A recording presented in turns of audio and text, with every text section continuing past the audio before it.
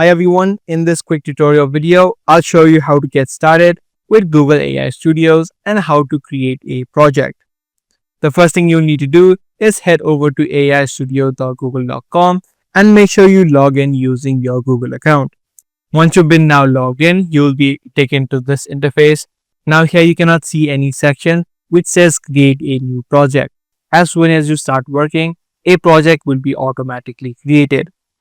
Now the first thing here what you need to do is select the Gemini model by clicking on the top right of the screen, and you can choose from different options such as Nano Banana, Gemini 2.5 Pro or other options as well. Based upon what you need, you can select your option and then type in any prompt that you want.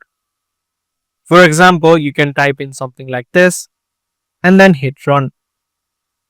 Now depending upon which model that you selected, you may get different answers, such as in this case I selected design a custom birthday card.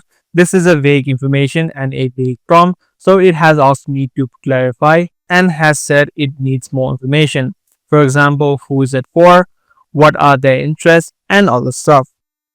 Now once you start working with these models or even building applications or generating media, you'll have the section which says enable saving. This way your entire progress will be saved through Google Drive. So make sure you click on enable saving and select your Google account where you want to save all of your data.